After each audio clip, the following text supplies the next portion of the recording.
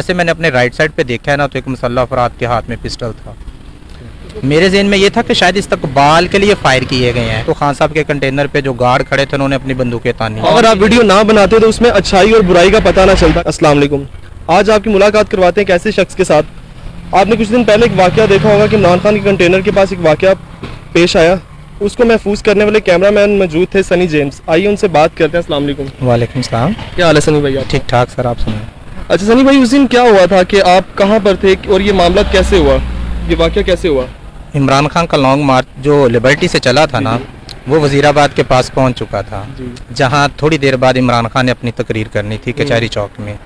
लेकिन वहां पे तकरीर करने से पहले ही ये सानहा हुआ। और सानहा इस तरह हुआ कि हमारी DSNG जो ना खान साहब के कंटेनर के बिल्कुल आगे लगी थी।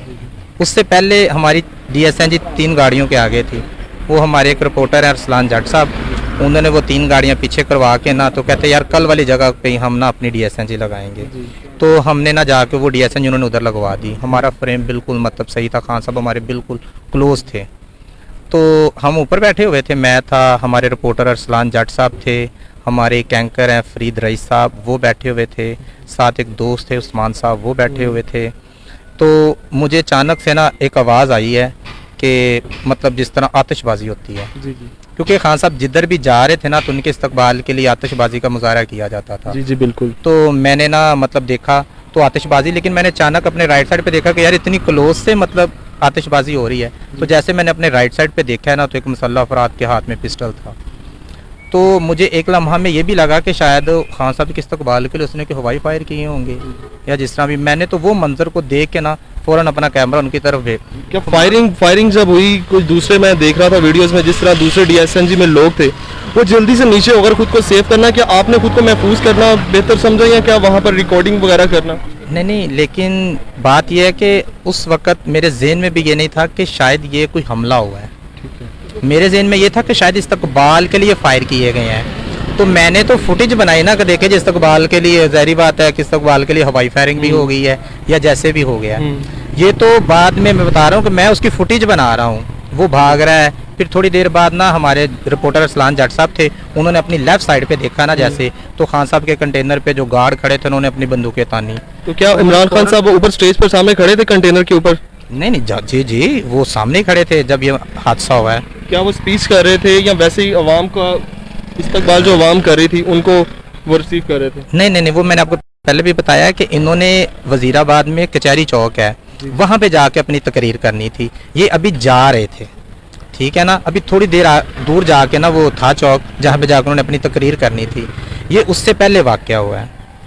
तो मतलब वो जब उनकी बंदूकें उन्होंने तान ली है ना इमरान खान के गार्ड ने, तो फिर मुझे हमारे अरसलान जाट साहब उन्होंने मुझे कहा कि सनी ऊपर से भी फायर आएंगे, फ़ौरन नीचे आओ। फिर हम दोनों उन्होंने नीचे छलांगे लगाई हैं, ठीक है, और हम नीचे आए हैं। तो फिर मतलब हमने अपना जो दूसरी रिकॉर्डिंग थी वो की। लेकिन हमारे लिए एजाज़ की बात यह है कि मेरे और मेरे अदारे के लिए कि हमारी बनाई हुई फुटेज से जो है ना हर चीज़ को आइडेंटिफाई करने में बड़ी आसानी हुई है। क्योंकि जब पहले खबर चल रही थी ना, तो यही चल रही थी कि जिसने हमलावर को पकड़ा है ना, लड़के ने इब्तिसाम रेड शर्ट में जो उसको रोक रहा था, पहले उसी के टिकर भी चल रहे थे कि ये शायद दोनों इकट्ठे शुमार है आपस में। फिर मौज़म का भी कुछ चल रहा था, ठीक है ना। लेकिन जब फिर हमारे अदारे के पास ये वीडियो पहुंची, हमने फिर देखा, फिर हमने इसको आइडेंटिफाई किया। यानी कि आपकी वीडियो की वजह से पता चल सका कि जो वो दोनों को वो समझ रहे थे कि हमलावर है, एक उसको रोक रहा था, वो इमरान खान को सेव करने की कोशिश कर रहा था, उसने उसको रोका।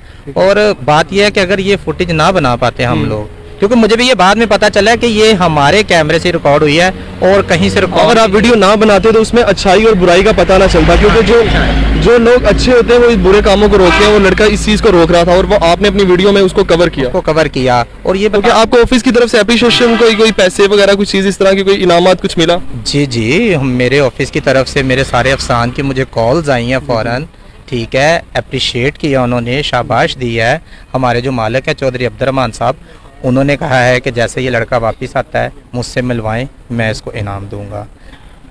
सनी भाई मेरे कोलीग भी हैं और ये जब ऑफिस में आते हैं ये इनके मुंह पर तारीफ नहीं है, इनके पीछे भी मैं कल भी यही बात कर रहा था कि जब भी खाना लेकर आते हैं सबको रोककर पूछते हैं कि आप खाना खाओगे, आप खाना खाओगे। ये एक अच्छे कैमरामैन के साथ साथ एक अच्छे इंसान भी हैं। तो सनी भाई बहुत बहुत शुक्रिया। मैं अक्सर आपके साथ मजाक भी करता होता था, वो आपको एक लतीफ़ा याद है ना जो मैं आपको सुनाता होता था? वो जी जी जी, मुझे मैं सुना दूं आज, अगर आप पूरा ना माने तो? नहीं रहने थे। मैं आपको जरूर सुनाता अगर आज सनी भाई मुझे मना ना करते। सनी जेम्स साहब, थैंक यू सो मच।